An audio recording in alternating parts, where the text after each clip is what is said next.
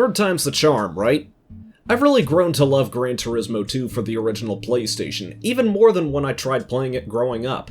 And now that I've beaten the game twice, I could rest on my laurels. Or so I thought.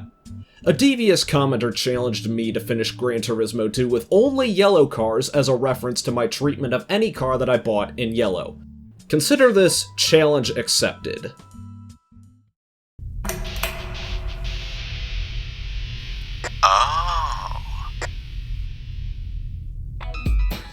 Ahoy there! Yellow. It's bright, it's loud, it's occasionally expensive. Thanks to a comment from a YouTube user, I give up on trying to pronounce your name, we've been given a new challenge for Gran Turismo 2. I even went as far as polling the audience to see if you'd want to see me tackle GT2 with only yellow cars. Well, the voice of the people have spoken. This time, we're going to beat Gran Turismo 2 with yellow cars and only yellow cars. Rules for this challenge are as follows. No restrictions on car nationality. This means I can potentially pick from Japanese car dealers in East City, unlike last time. Obviously, I can only buy cars that come in yellow. Whatever counts as yellow is up to my discretion. I mean, that if it's more orange or green than yellow, I can't use them. If a prize car doesn't come in yellow, I have to sell it. For example, I can't keep the Nissan R30 Skyline Silhouette Formula because it only comes in either red or blue. There are a couple of exceptions to this rule. If a prize car is available in yellow, I'm allowed to replay that race to try and get it in the desired color. And if a car has a racing modification that comes in yellow, I can keep the car so long as I can afford to buy the mod. As always, license tests don't count towards the challenge since they're required to progress through the game. The main incentive for the challenge is to complete special events and Gran Turismo League events. Rally is impossible without a Pikes Peak car, and endurance takes way too long. The super advan rule I imposed partway through my last challenge does not apply here, but I can still install those wheels onto cars, for old time's sake. And lastly, no save states in races. Also, I'm aware of the A-Spec mod for this game, and it has more cars that can be bought with a 10,000 credit budget at the start of the game, but I'm sticking with vanilla for this challenge, since I'd rather try this mod out on its own. And I'll do my best to not turn this run into a Wangan Midnight fanfiction. It's a casual playthrough. And away we go!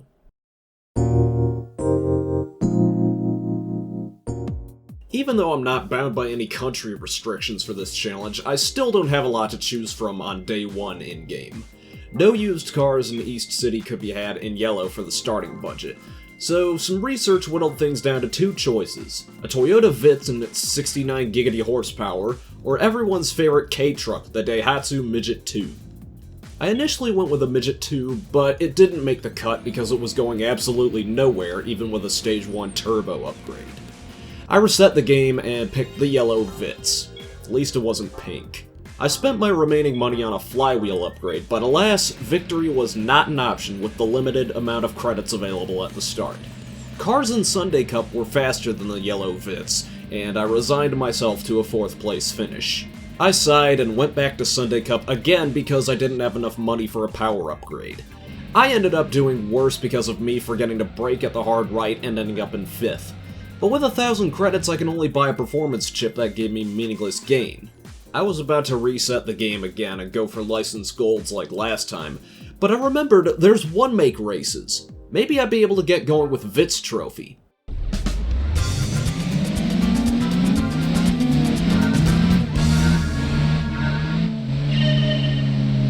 The random track chosen was Trial Mountain. Would it work? Yes, but barely. The racing chip might not have been as meaningless as I assumed it would be, since the Vitzes had slightly more power than I did, but Forza strats paid off, and also saving money by not buying the racing chip. And it gave me enough money to buy a Stage 1 turbo, except I also didn't buy the turbo because of what happened with the Midget when it ran out of gears. Instead of Sunday Cup, I'd run the Vitz Trophy again. Fate would take us to Autumn Ring Reverse, and that's not a good pick for the Vitz even with its upgrades. Gotta love rubber banding. I just kept wasting time trying to get the course I wanted that would work in the Vitz's favor. I'd had enough and I went back to Sunday Cup. Stupid rubber banding made it a win by 1/100th of a second, but at least it was good enough to give us more money. Now I bought the turbo since it was the best way to get power in this car. I did not want to go back to Sunday Cup again, so I took the turboed Vitz to race one of lightweight K-Car Cup at Rome Short. The potential payout was higher than any of Sunday Cup, plus I could sell the prize car if I won. There was still rubber banding to some extent, but not as bad as Sunday Cup or Vitz Trophy. Generally speaking, the closer you tune a car to the horsepower limit, the easier a race will be. And that was the case with our stroll in Rome. As much as I love the Midget 2, I think we're sticking with the yellow Vitz. 5,000 credits later, and we're graced by the Honda Mugen Beat, which came in red. With an extra 2,000 credits, we could upgrade the Vitz again and send it back to Rome for another 7k.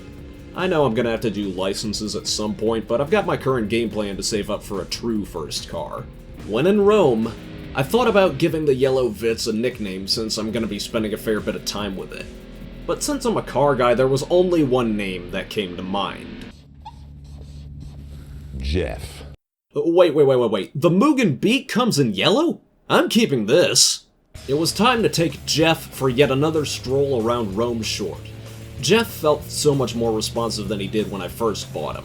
Now before you ask, no, the Vitz is not a K car. It might be small enough to just barely qualify, but being a K car is based on Japanese classifications for engine output and size. I can assure you the Vitz's engine has more displacement than a K car. Because I don't have to limit myself on where to buy from, I kept browsing the used car dealers for any good yellow cars. The Sunburst Yellow Miata tempted me, but I passed on it for now. I had to set a goal for myself. I wanted to save up for a yellow car with at least 200 horsepower.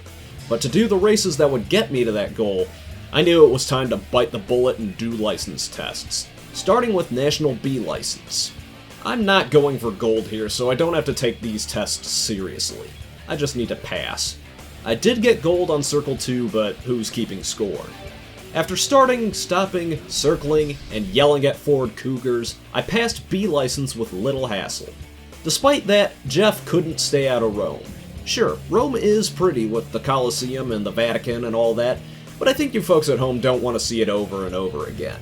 Now armed with over 16k in our bank, we could finally buy the real first car, which is going to be the Mercury Cougar XR7. A suspension upgrade should help with its handling as we give Clubman Cup the old college try, but I guess we're still stuck in Rome for the time being. Right away, this Cougar is leagues faster than Geoff, easily reaching 100 miles per hour in the first sector. And, let me check my notes here real quick. Let's see. Yep, it's still an American muscle car. Subpar handling matched to exceptional straight-line speed. No Lotus or Mini could keep up with the Cougar on the long stretches of Rome Short, giving us 5k and nothing more. Still no prizes for Clubman Cup, but at least we could upgrade the Cougar to put it on a diet and install a racing chip. Off to Grindelwald for the first time. The S2000 and Chimera gave me a spook on lap 2, but I held onto the Cougar and kept them all from overtaking me.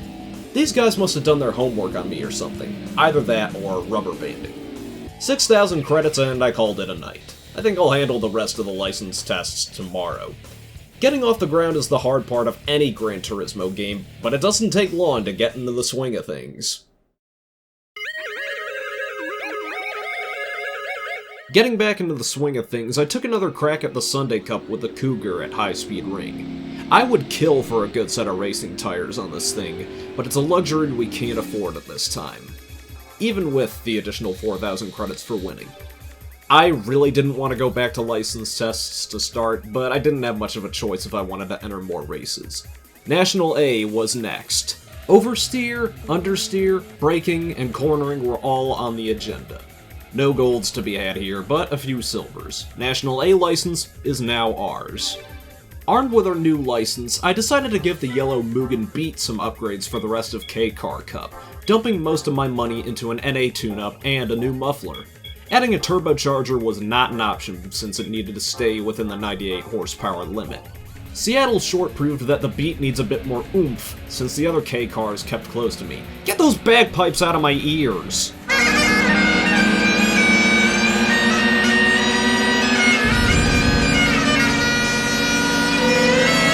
Never played before in my life. When I said the Beat needed upgrades, I meant it, since I ended up in a photo finish with the Alto on the final straight. At least the 6K and Mazda Demio will help us recover costs and eardrums.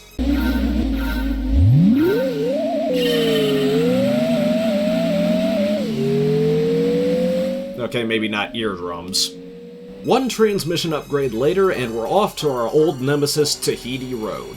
And I was blessed with not one, but two Mazda Speed AZ1s. They proved to be my main competition aside from running out of gears. I guess that's the price I pay for being a cheapskate and skimping out on the transmission. The Mugen CRX Pro 2 helped offset the costs. I decided it was license time again, so I went to finish off the rest of the licenses up to International A. Also, did you know these cars with D rights on them are exclusive to the license tests? After avoiding Camaro PTSD and chicaning around Midfield Raceway, we had International C license. International B is what I call the rally license, since that's where the rally techniques are introduced. They're easy to get gold on. I've always wondered what kind of tire compounds are being used to get a front-wheel drive car to oversteer.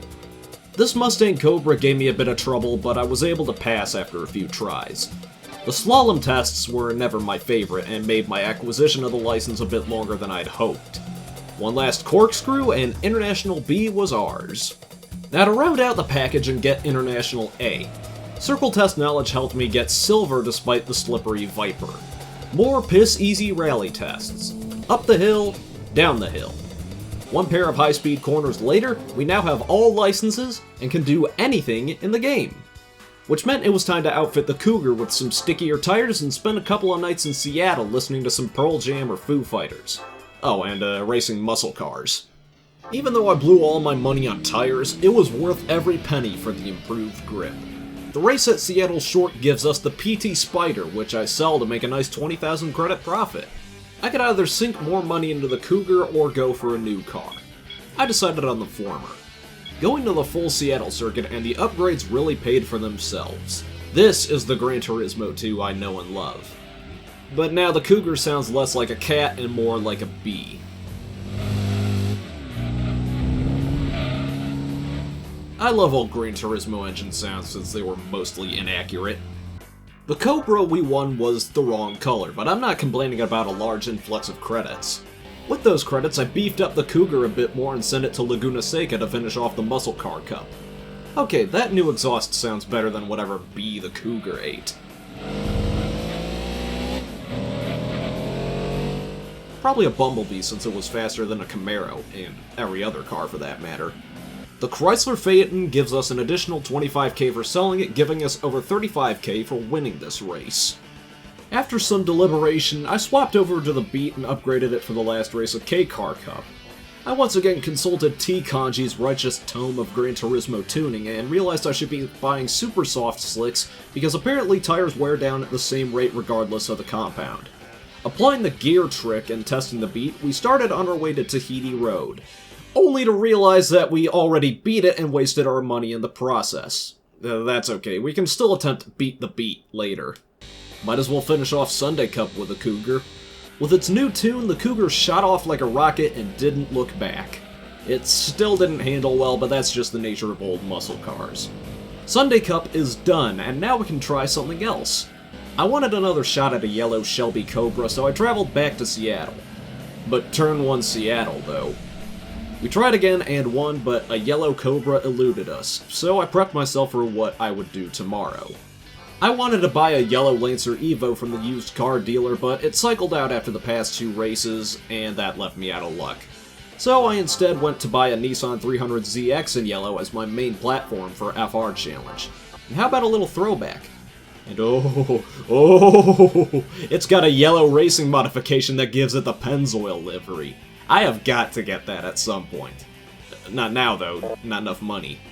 With a yellow 300ZX ready for FR Challenge, I called it a night. This Z is no devil. Wait! Yellow Devil from Mega Man! That's what this Z's called! Yellow Devil is a very handsome car. I just hope his performance can back up his looks. This day was a bit shorter because I had to do my part to protect Super Earth with my friends that night. So I played GT2 earlier. I've already committed to running the Yellow Devil Z in FR Challenge, so we set off to Clubman Stage Route 5. With around 276 of the finest twin-turbo horses, the Yellow Devil made short work of the Silvias and BMWs. A lovely purple Sil 80 was the prize, but I might go back and try to get it in yellow. I went and upgraded the Z, but did so in a way that put it over the horsepower limit for Race 2. Whoops. After down-tuning it, we could go back to Route 5. Unsurprisingly, the Z was too quick for the other cars. And before you ask, lower trim Nissan Skylines were rear-wheel drive. We sell the Nismo 270R and head to Midfield Raceway, making sure the car had the correct parts installed. And no surprise here, the Yellow Devil runs away from the pack. I didn't even get the pleasure of watching the other cars go off track at the hairpin. Well, that's what replays are for. And out with the blue Mazda RX-7 GTC. After perusing the used car dealers again, I remembered to go run Beat the Beat at Honda. There's no prize car for winning it, and it only gives out 3,000 credits, but I just had to do it after tuning the Beat for a race I had already won. Fate sent us to Rome's short reverse, and the Mugen Beat was too quick. I mean, it was quick for a heavily tuned K car. I've always found the history of the ABC K sports cars fascinating, with A being AutoZam AZ1, B being Honda Beat, and C being Suzuki Cappuccino. After winning Beat the Beat, I give in to temptation and pull the trigger on the A-Spec RX-7 in competition yellow. I was surprised to see that it had a racing modification, and not just any mod because it's pink. But since it was pink, I couldn't install it. With our new RX-7, we went back to Clubman Route 5 to get the Sil 80 in yellow. The RX-7 proved to be a bit slippery, kinda like a banana peel. The banana peel thankfully didn't spin out during the race, but the other sports cars were hot on its tail. Even after winning, we still didn't get the Sil 80 in the correct color. But the extra cash from the purple Sil 80 gave me enough money to put the banana peel on some nice black Speedline rims. I needed more money, so it was back to the Cobra Farms of Seattle. And nope, this time it was the red Cobra. But hey, 75 grand, I'm not complaining in the slightest. Might as well finish off the Clubman Cup. No problems at all for the Yellow Devil, even outperforming a Jaguar XK. But the 300ZX doesn't have the most precise handling, even after tuning. In the pantheon of sports cars, the 300ZX is more of a Grand Tourer with its long wheelbase, like the Jaguar XK. Again, no prize cars for Clubman Cup, just another sum of dough, which I used to buy some nice rims for the Cougar. That was all I could do for the day, though. I went to get a haircut and then later joined up with a few of the Buffalo Boys and my fellow Helldivers in the ongoing galactic war. You know, for democracy.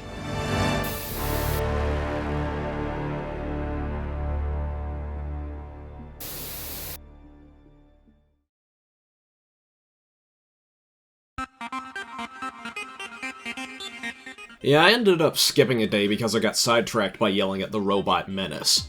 And also because it was Easter Sunday. But thankfully I was done with Sunday Cup. I'd been done with it for a while, actually. I couldn't make up my mind on what to do, so I decided to try the RX-7 one-make race. Unfortunately for me, the random course was Apricot Hill. Fortunately for me, it was Apricot Hill Reverse, and the super soft slicks I bought kept the banana peel nailed to the track for 90% of the race. Bagpipes kept haunting me, though.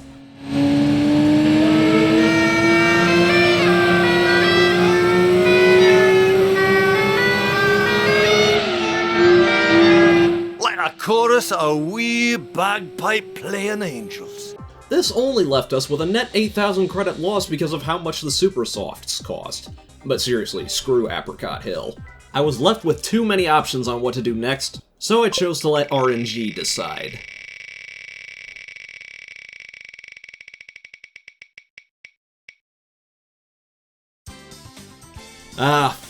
Me. I mean, I did have a car that would fit the bill of being a Grand Tourer, but not for Race 1 at Red Rock. After reading about what can be considered a Grand Touring car, I found the ideal candidate in the TVR I'm just kidding, I'm not doing that again. Cerbera 4.2. Then I realized, damn it, I could have bought a Supra and saved money. But the thing is, TVR cars were overpowered in all the classic Gran Turismo games.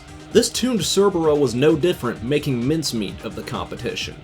I also noticed it didn't have the same smoky exhaust note of its Chimera sibling that blew up, but that's because this Cerbera is using a 6-cylinder engine rather than a V8.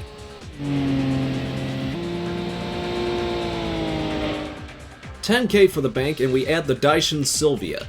Does this count as yellow? I'd pull the audience to figure it out, but I'm leaning towards no, since it's more orange gold than yellow. If it isn't yellow, I'll sell it off-screen, but until then, I'll just refrain from using it. The Yellow Devil is now eligible for entry in Race 2 at Grand Valley, and it zips past another yellow Nissan. I guarantee this won't be the last time you see that shade of lightning yellow. 20,000 credits later, we're greeted with the Castrol Mugen NSX and a 250,000 credit bonus. Awesome. With a large sum of cash in hand, I went to Nismo and brought out the Yellow Devil's full potential, with its Pennzoil-inspired racing modification. It was time to unleash the Yellow Devil's power at Midfield Raceway for the finale of Grand Touring Car Trophy. I really love how the racing modification on this Z looks, especially with its black accents, central exhaust, and rear wing. The Super Advans look nice, but I think it might be time to pass them on to another car in the garage and trade these in for some other wheels. The Unicia Jex Skyline floods us with another $250,000 bath, and we buy some 6-spoke wheels to complete its resemblance to the Pennzoil Skyline race car. I honestly might use this as my mid-game race car. I took a break to go eat something and went back to the Wheel of Fate.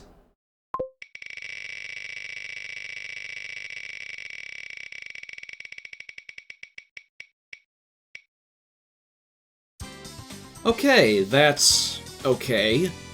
Mid-engine challenge. I've got some things in mind for that, and to help me reach that decision, the audience struck down the Daishin Sylvia and forced me to sell it. And Bravest said that if it ain't piss yellow, it don't count. I think you all agree it looks more like a dehydrated piss yellow than piss yellow. Drink water. The car to buy for Race 1 of Mid-Engine Challenge was a no-brainer. But to carry the memory of the Daishin Sylvia forward, I bought some gold wheels before taking on Grand Valley East. And do I even need to say anything? Out goes the TRD 2000 GT, and I decide to take the GT40 to Race 3 of Historic Car Trophy at Grindelwald. The Shelby Daytona may be quick, but it's got no cornering prowess. Sorry, but the GT40 was always Carroll Shelby's finest race car. And I'm getting deja vu all over again. Oh look, a useless concept car. I only let fate guide me in my next course of action, and this time I can reuse what few cars I have in my garage to knock off some other races. I can use the Cerberus for Race 1 of Pure Sports Car Cup at Laguna Seca, but I know the prize isn't going to be useful, so I'm doing it for the money. Well, it looks like someone had trouble in the corkscrew. After bringing shame to himself, the driver of the Tom's Angel T01 surrendered their car to me. I smiled politely and proceeded to sell it. I jumped out of sequence to Race 3 at Trial Mountain in the Yellow Devil. The Z got its engine rebalanced and proceeded to smash the competition. But on the last lap, jumping at the final chicane was unavoidable since the Z is still a rather large sports car despite the suspension and tire upgrades. Hilarity ensued. We got the TVR Tuscan Speed 6, and I'm hanging on to that since it can be made yellow via racing modifications. But to get it to that point, I went back to Race 3 of Grand Touring Car Trophy at Midfield to get another Unicia Skyline. After selling the Skyline, we set a performance target of Race 2 of Pure Sports Car Cup. After applying the racing mod, dressing it up with new wheels, and tuning the car, we were ready for Deep Forest. I'm not the biggest fan of this car's ketchup and mustard livery, but if it gets the job done, it gets the job done. And boy did it ever! TeaKanji tuning OP, please nerf. TVR OP, please nerf. And this is the wrong Tommy Kyra ZZ. Get it out of my face. Time to give the old wheel another go.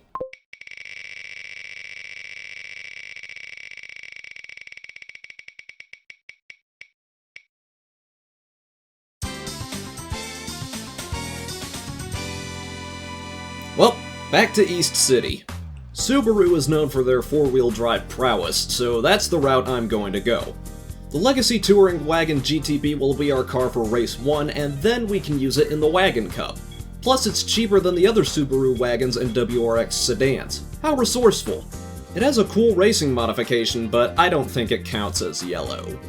After essential tuning, it was time for Race 1 at Seattle Short.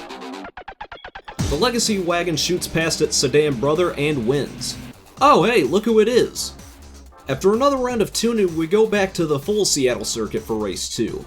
I gotta say, after all that tuning, the Legacy wagon is surprisingly nimble around the corners. It doesn't have the best acceleration off the line, but that means it can build up a good top speed. And is that my former Audi S4? GT guy stole it! Whatever, he can keep it. He can also keep this Gran Turismo 400R, typo and all. And wouldn't you know, my legacy wagon is up to spec with the Station Wagon Cup. When in Rome, I had this nagging feeling that I should be launching the car in second gear since it's fairly slow off the line.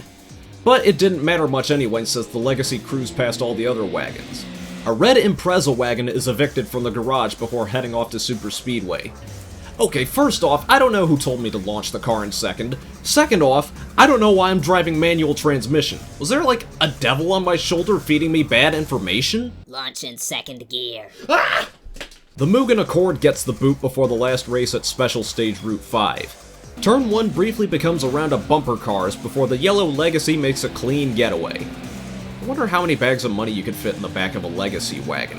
I think you can only find out nowadays by stuffing them into a Subaru Outback since they stopped making the Legacy wagon it was based on quite some time ago.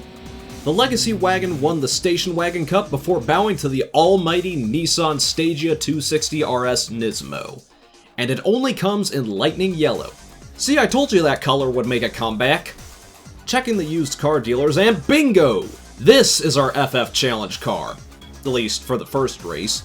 Giving it a tune-up with sticky tires, new suspension, and new exhaust made the Dandelion Yellow FTO break free from its opponents on Tahiti Road. It also had cornering grip for days. The FTO really is an underappreciated sports car that we never got here in the States. Some did get to Europe, but whether or not they got there legally is debatable. I made up for lost time from yesterday, but my brain ran out of gas for the day. FF Challenge wasn't done yet, but I wasn't going to blow my money on the Stage 3 NA upgrade. I needed to think on it.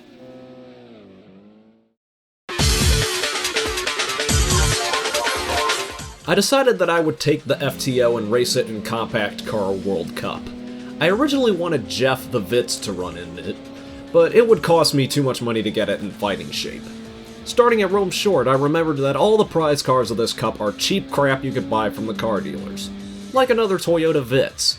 And then I realized it's April Fool's Day on this day. What a joke. With the dark blue Vitz gone, it was off to Seattle Short again.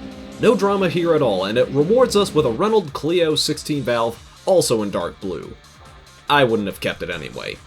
I had some difficulty deciding what to do since I didn't have many cars to use in different races, so I took a stab at Gran Turismo All-Stars in the Yellow Devil. And of course it's not powerful enough, so I instead took it to Special Stage Route 5 for tuned Turbo Car No. 1 Cup. The Z fared much better here, sweeping past a bunch of tuned RX-7s, Supras, and GTRs. Its handling was still iffy, but so was the Ford GT40. I'm still gonna need something better than the Z if I want to conquer the race at the test course. And while I can't use the drag R33, it will give me a financial shot in the arm. Welcome back, old friend. The Venturi Atlantique and I booked it to High Speed Ring for the second race of Mid-Engine Challenge. Okay, I could have gone for the Acura NSX, or the Lotus Elise, or the Lotus Esprit, but I've always had a soft spot for the Atlantique. Not the lower spec model, but the 400 GT. It looks like a race car for the streets, and that's probably because it is. Prize car is jack crap, but at least it allows me to throw in an engine balancing and more weight savings. Theoretically, it should allow us to win at Red Rock. The GT40 road car is fast and leagues faster than the other AI opponents in this race, but I think it still has only 305 horsepower because of how the Atlantique overtook it. The Atlantique wins and we get the Ford GT40 race car, but sadly we can't use it. This may have left me without a race car for doing race things, but it left me over 500k to work with. The Roof Turbo R was a bit of a letdown for me last time, probably because it was too heavy, so I could either buy the RE RX-7 and use that for GT300, or I could buy the Vector W8 and tune it. So I left it to a coin toss. RX-7 for heads, Vector W8 for tails.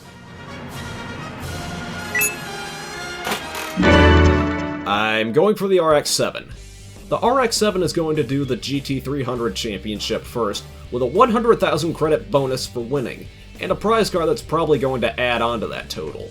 I forgot the first two championships were rolling starts, it always catches me off guard. While circling around Grand Valley East, I made a mental note to myself to look up downforce tuning to help with my cornering woes. It absolutely made a difference at Laguna Seca, and what I needed to do was extremely simple. Just max out the downforce. It works on basically any track that isn't the test course. Deep Forest made me realize there were 2 identical racing Nissan Silvias in the grid, 3 if you count the Daishin Silvia since it's basically a reskin.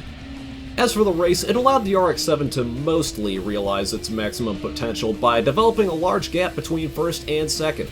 On to midfield. I wanted to highlight how the Cusco Impreza might be cheating. Not to the extent that it can rubber band into the lead, it was a runaway for me.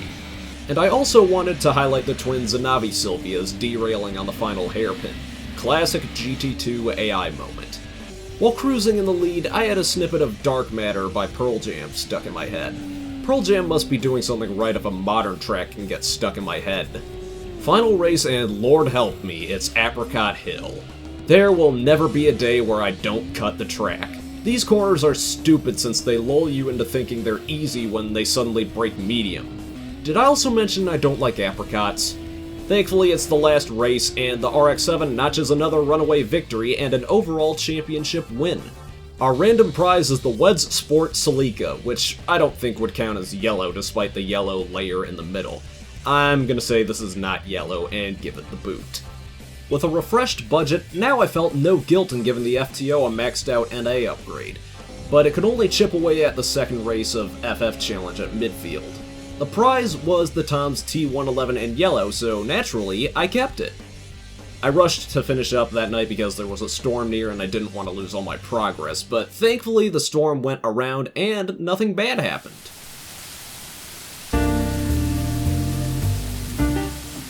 But the rain was here to stay, making me irrationally sad and disillusioned with the sorry state of video games. Personal biases aside, I was bored and decided to curb it by starting more GT2 early. I started by picking the RX-7 for the third race of Tuned Turbo Car No. 1 Cup. Not the second one, I needed something with a little more juice for that. The RX-7 had plenty of juice for Trial Mountain, but I considered this a warm-up race since my driving wasn't as clean as the GT300 championship yesterday. And our random prize is the then-current Nismo 400R in red. Browsing the used car dealers, the yellow Evo eluded me, and I regret not buying it sooner. But that doesn't matter because I remembered, duh, I had the Nissan Stagea 260RS Nismo. I sunk a ton of money into it for the final race of 4-wheel drive challenge, and tuned it for Laguna Seca.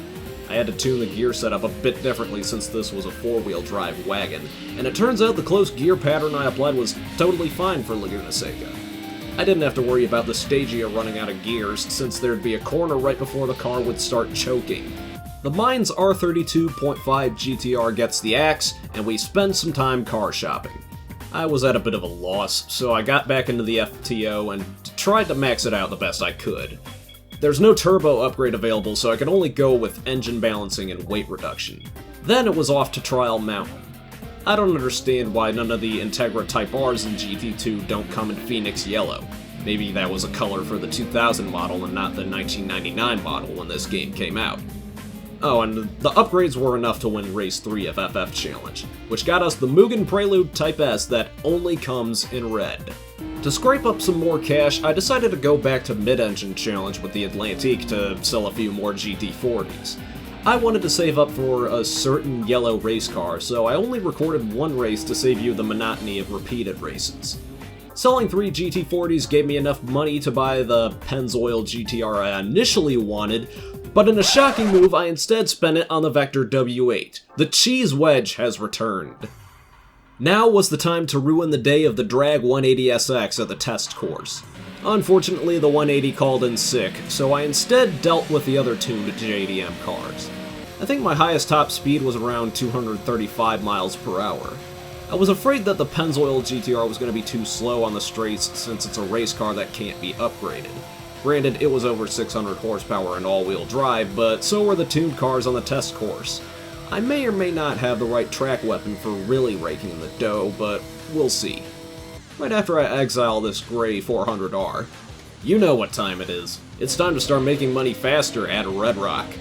After a brief reunion with our old friend, the W8 clears all its hurdles and runs away with the lead. Despite not being race modified nor able to be race modified, the W8 had a great blend of power and handling. Although I had broken up with my automotive soulmate, I had no remorse in leaving the GT40 behind. especially when we took ownership of the TVR friggin' Speed 12. But the only way I could keep it was by applying its racing modification. We did just that and embarked to Super Speedway to reawaken the Speed Demon. This thing is so fast that it was able to lap the Lister Storm V12 on the final lap. Now if there's any car to launch in second gear in manual, it'd probably be this car. Oh, and bye-bye, mine's Evo 5. Now I'm gonna try manual transmission for Race 2 at Special Stage Route 5 and pray that I don't get spun out in the corners. What the hell am I doing driving in manual? I'm still not used to it, so I'll be lazy once again. Now that I've got a better understanding of the gear trick and how not to make the Speed 12 spiral out of control, this Speed Demon could not be caught. Now it's the Mine's R34 GTR's turn to get the boot. Red Rock we've already done, so it's back to Rome Circuit.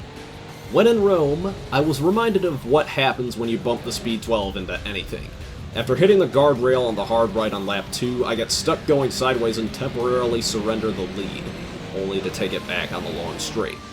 I was also reminded to stop saying when in Rome since this bit is getting old. We may just do this again to get the Tommy Kyra ZZ2 in yellow, but the blue one's gotta go. After a break to eat dinner, it was time to finish off GT All-Stars in the Speed 12. Laguna Seca is always the true test of handling because of the turns including, but not limited to, the corkscrew. But I love driving around Laguna Seca. It really lends itself well to video games with its tight turns and the aforementioned corkscrew. In Gran Turismo chronology, it's the first real-world track in the series, and one where Polyphony Digital did a lot of testing for car physics and handling. GT All-Stars is complete, and we celebrate by selling the Nissan R390 GT1 road car and swimming in a 300,000 credit pool. But now was not the time to rest, because it was time for the Speed 12 to take on the tuned NA Car No. 1 Cup. If any track could contain the might of the Speed Demon, it'd be either Autumn Ring or Apricot Hill. It was still light years faster than the tuned Econo boxes and Miatas though, handing the Speed 12 another easy dub. And, say it with me, weak sauce. Off to Grindelwald again. Did you know that Grindelwald and Eiger Norwald are within miles of each other in later GT games? I pull off a risky serpentine move at the start of the race where the tuned cars never see me again for the next 2 laps. Let me tell you, blasting through the long stretches of road at around 200 miles per hour is scary. And this time we get the C-Spec Miata in black. Cool car that can't stay in the garage. And now it's back to Laguna Seca again. Wait, this is a race? I thought it was a track day, seeing as none of the other opponents could get remotely close to me. No rubber banding to be found. The Spoon Integra Type R gets the boot. I don't know what to pick next, so it's RNG's turn again.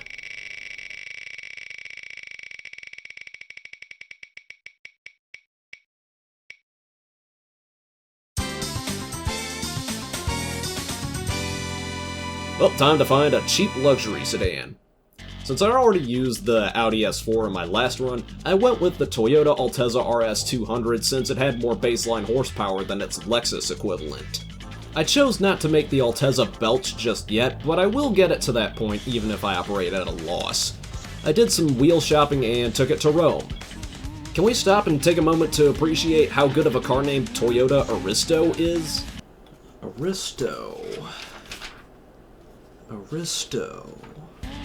You might know that as a Lexus GS sedan over here in the States, but it doesn't come in yellow, so that's why I didn't buy it. I bought what's known as the Lexus IS200 here. There is an IS200 in the game, but the Altezza was still the better buy. Anyway, the tail-happy Altezza clears Rome and gets us the Honda Accord Type R. The used car dealers were all out of good yellow cars for now, and I just wasted my money trying to upgrade the car with both an NA and turbo upgrade. Ugh. Feeling flustered and lost, I called it a night and tried to figure out my next course of action. I do see a trip back to Red Rock in our future.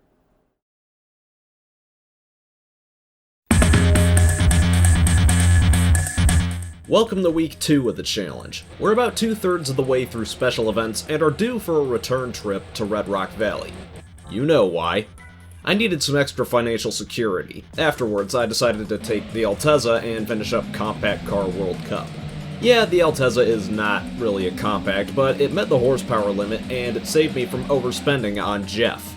and I have no remorse in selling the Volkswagen Lupo. Scouring the used car dealers and I struck gold on the Mazda lot, I found a yellow FA RX-7 ripe for the picking. This is our weapon of choice for the 80s Sports Car Cup. 5 races with the first one at Trial Mountain.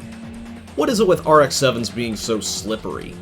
After winning, I needed to look into more tuning options. I'd probably get the turbo first, then the transmission second. I thought it was the suspension, but the RX-7 is practically bottomed out when reviewing the replay. The Mugen Civic Fario is sold, and I buy all of the above.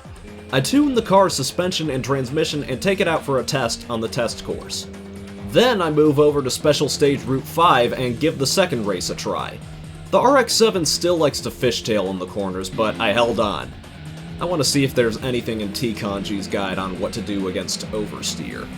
After selling one of the 2 CRX Pro 3s in the game, it was back to the test course to tweak the differential, after buying one, of course.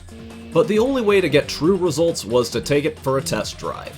After dialing in the diff to what I felt was acceptable, it was on to the real race.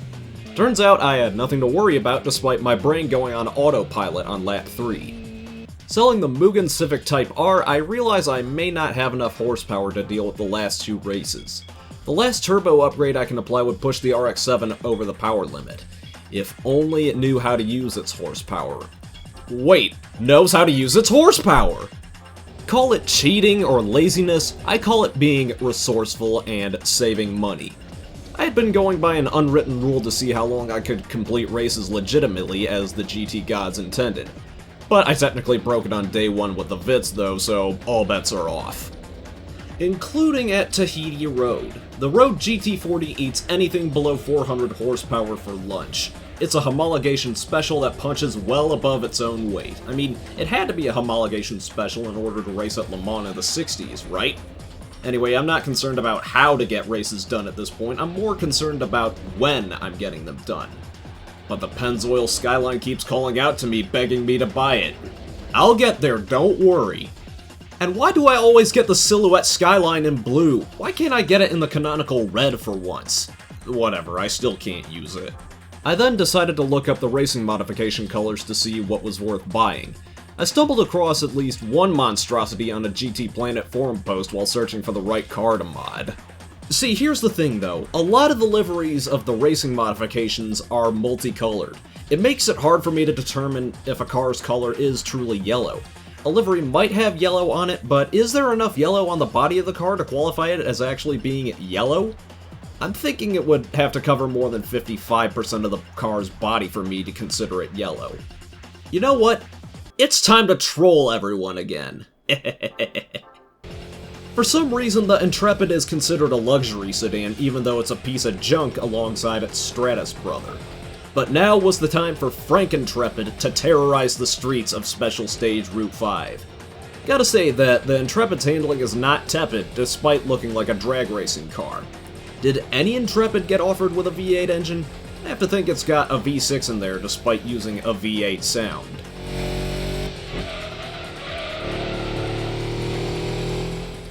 After booting the TRD Chaser, we confirmed Franken-trepid was in fact using a V6 engine. The only way you're getting a V8 Intrepid is by LS swapping it. One last upgrade and Franken-trepid is ready to tackle high-speed ring. While the other sedans were faster, they weren't that fast. Slow enough for me to take the lead, but fast enough to pose a threat if I screw up.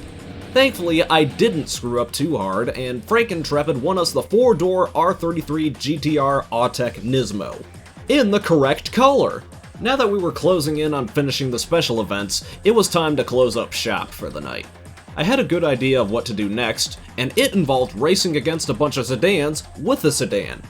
Just not with Franken-trepid.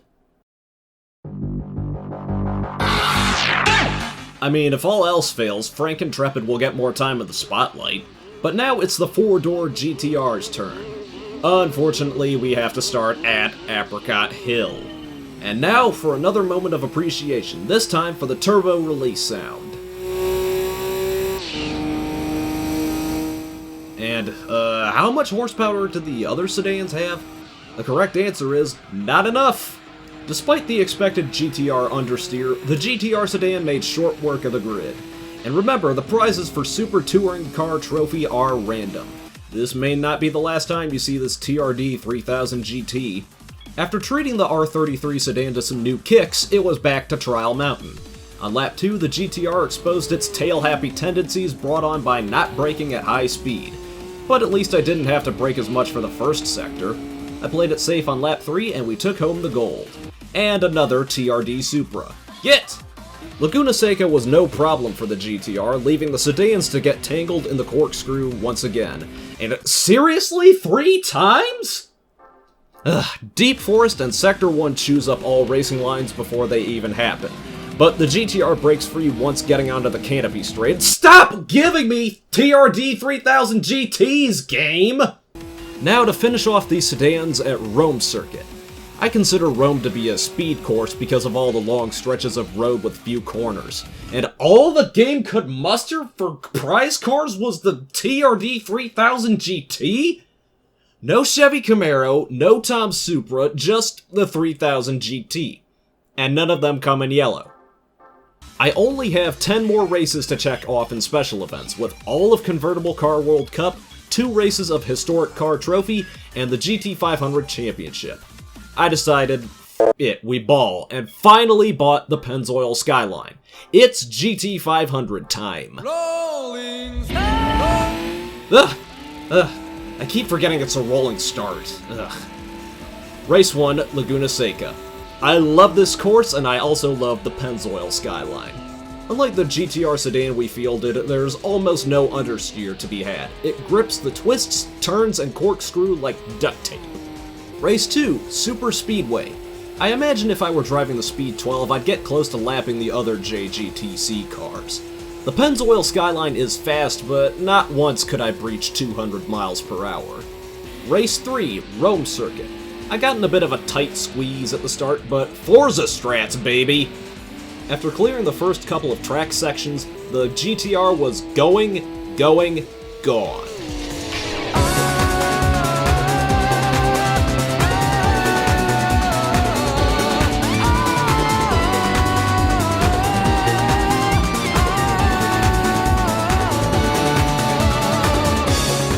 Race 4, Trial Mountain.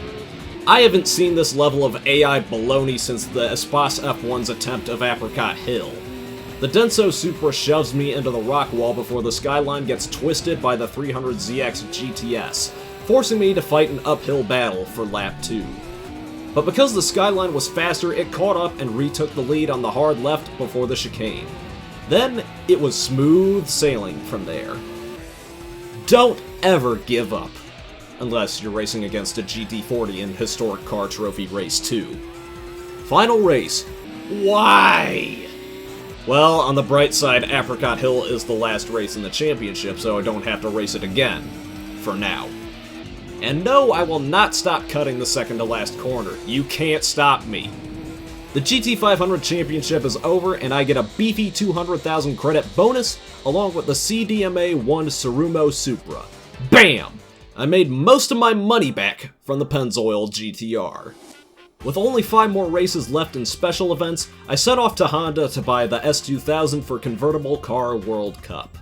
I couldn't tune the S2000 very much for the first race so as not to exceed the power limit, so I put it on some slicks, gave it a flywheel, and went to Tahiti Road. VTEC kicked in hard, but then again I was racing against lightly tuned Miatas and Cappuccinos. Victory was never in doubt. What was in doubt was the prize car I won, the A-Spec Miata. Time to tune the S2000 up for Race 2 at Grindelwald. For a moment I forgot that the Lotus Elise was considered a convertible. I mean, I know some of them were, but the model used for GT2 isn't clear on whether or not it's convertible. I think it has a removable roof. The Elise is the hardest opponent in the pool of convertibles, but not for the S2000. And wave goodbye to the Toyota MRS concept car. For the last race, I splurged on the TVR Griffith 500, saving money over its Blackpool variant which had less power for more money. At Trial Mountain, the Mini Demon exhibited wheel spins similar to that of the Speed 12 in first gear. I needed to remind myself not to mash the gas when exiting a turn and ease into it. Now, can I be the first to say I like how the Griffith sounds? It doesn't sound like its sibling who had a bad smoking habit. And for clearing out Convertible Car World Cup, we got the Dodge Concept Car LM Edition. Oh, well, easy come, easy go. To close out Historic Car Trophy, it was time to deal with semantics again and buy the Lancia Delta. Ah, damn it, I forgot to buy wheels for it. Oh well, there's always next race. Starting the race, what's that car next to me? I don't think I've ever seen that car in the game. Turns out it's the Subaru 360, which fared even worse than the Fiat 500R. Glad I'll never touch that beginner's trap. While the Delta won't be rocking the Martini livery this time, it'll still have monster grip. And looky here, it's the second appearance of the CRX Pro 3. Alright, who's ready for he's there / he's not there? Let's go! First try! You know, I briefly considered buying the Lotus Elan for the race, and you know what? I'm glad I didn't. I can only imagine how much the car would roll, but a Toyota 2000 GT taunted me, laughing at me for being poor on day one. But the joke's on you, I say to the Toyota, for the cycle is about to begin anew. And we have to bid farewell to the Lotus Europa since it does not come in yellow. Special events are done! The Gran Turismo League is next, and I need to evaluate my garage to determine what to drive for each race. But I was more than happy to rest for the night and prepare to finish the game the next day.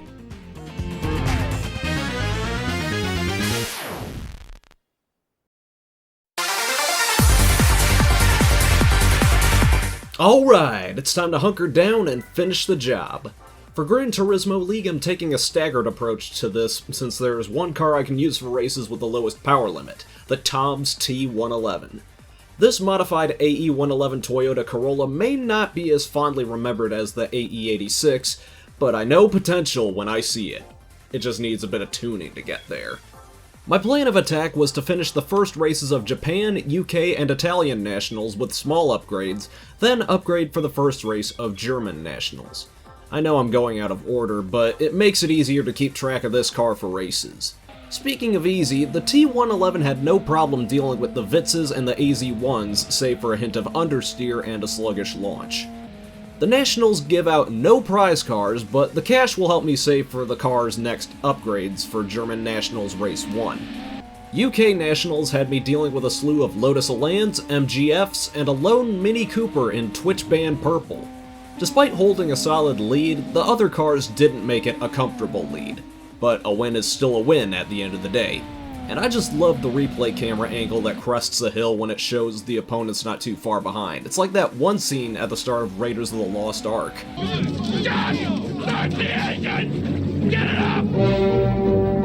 Right, on to Rome. The entire grid is Fiats and Alphas, nary a Lancia in sight. I suppose I'll find one on the full Rome circuit other than my own. But now it's upgrade time for the T111. I find it funny that a large car like the Mercedes-Benz CLK is pitted against an Opel Astra and a Volkswagen New Beetle, but it's a sad reminder of the time when GT2 came out. And I could not get myself to buy the Sunburst Yellow Miata after the used car cycle refresh, since one was no longer needed. It was the Delta's turn to go around the GT League. A Honda S2000 was less than a second behind me throughout the race at midfield, making the margin for error tight. Nonetheless, the grippy Delta persevered. After winning, I realized I missed a step that I had written down elsewhere, suggesting I'd upgrade the T111 further for the races with 246 horsepower. So I did that and sent it back for another round of nationals. I can understand why the AE111 doesn't get as much love as the AE86 that preceded it, but I'll be damned if this ain't a solid front-wheel drive sports car. Then again, we also didn't get it here in the US, and we haven't had a two-door Corolla since. We can't have nice things. Also, Ford Ka. Back to where every GT2 run starts, Tahiti Road, the site of many a rubber band and a super bonbon. Hey, it's a yellow Peugeot 106! High-speed tracks like Tahiti Road really allow front-wheel drive understeer to rear its ugly head. I can see why you don't want to put a lot of power into a front-wheel drive car and why the Chevy Impala SS from the late 2000s doesn't have that much horsepower. Okay, T111, you did your job well. It's time to tag the Delta back in. I love racing at Laguna Seca, if I haven't made it clear already. The Delta has a bit more understeer than I remember, but overall grip is still phenomenal, maybe even too good with the super soft slicks. And now for a lovely cruise set to the blue skies, azure waters, and bright green 2D palm trees of Tahiti Road, which probably isn't actually set within Tahiti.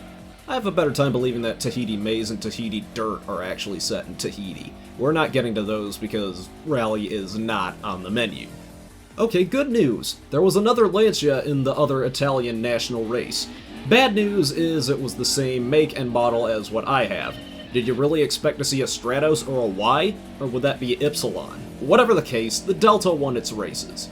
It was time to tag in our next car, which is the nigh unstoppable Ford GT40 road car. Anything between 300 to 400 horsepower would be no match for the GT40. My assumption was correct at midfield, because when the car got traction at the start of the race, it absolutely hauled ass. It was gone. Same story at Trial Mountain. The GT40 isn't even in the same galaxy as cars like the Motorsport Elise. Oh, wait, we missed a spot.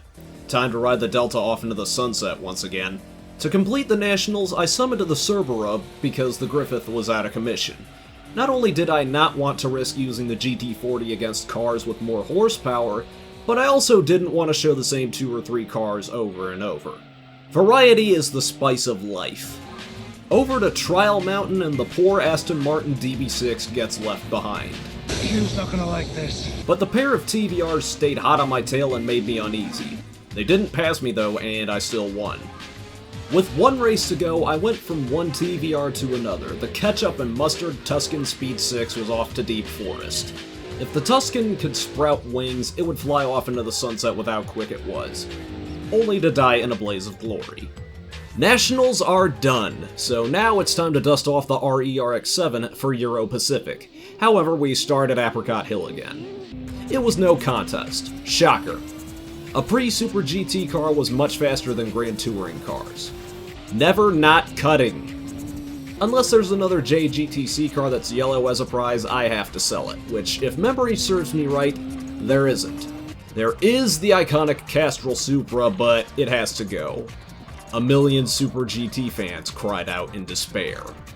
Next, the Matsukiyo and its turboed rotary went to sing its timeless chorus at Grand Valley.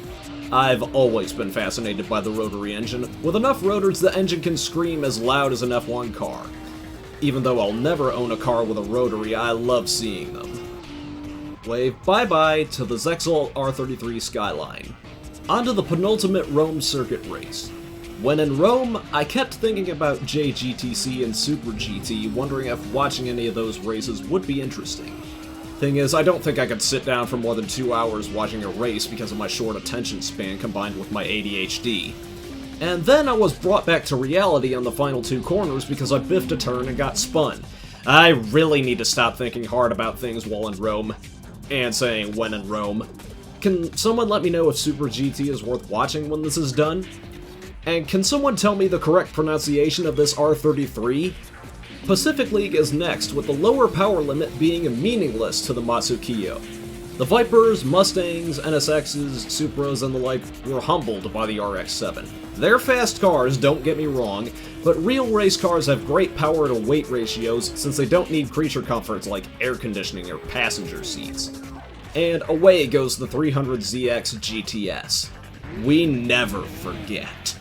The Matsukiyo got a little feisty in Seattle with all the elevation changes. Did it borrow tires from the Banana Peel RX-7 I got earlier in the game? I'm the king of Alaskan Way! Oh hey, speaking of RX-7s, final race of Pacific League at Laguna Seca. Another walk in the park. I wish there was a Dodge Viper in yellow in this game. They were yellow in Need for Speed Hot Pursuit 2 just 3 years later. And our second to last prize car is none other than the Drag 180SX. The fact that I still can't use it is a disappointment. What? What else did you think I was gonna say? And now, the GT World League is all that remains. My track weapon of choice is going to be the Pennzoil GTR. I would have picked the Speed 12 as my first choice, but it's too powerful for its own good. 5 races, 5 laps apiece, no power limit. Let's go.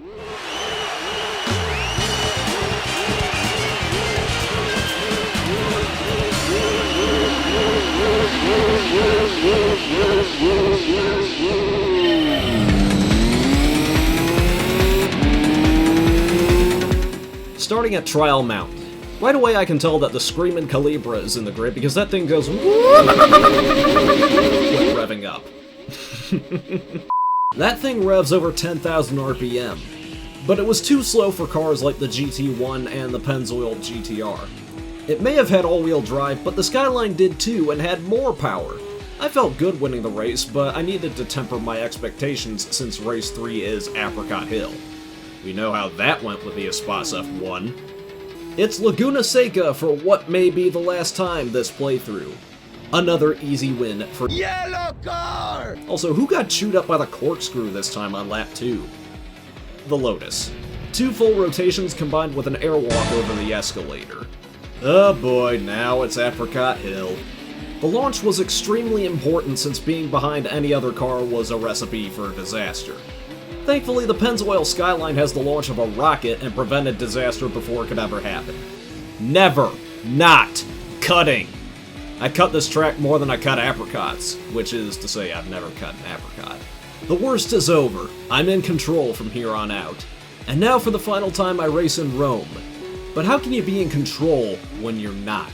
I screw up a turn and get spun out, but recover in time to avoid being passed by the GT1. I didn't even say when in Rome! It's almost over now. The last race is at midfield. I don't even think I need to say anything. Well, I do, but I'll save that for the victory lap. That is, if I do finish first. I do. I like the Pennzoil GTR after seeing it on the back of the Gran Turismo 3 box, but spending the final part of the game with it, I love it. But do I love it more than something like the Castrol Supra or the Calsonic R33? Maybe not. But it belongs up there with those JGTC cars. I might even consider it to be in the top 3.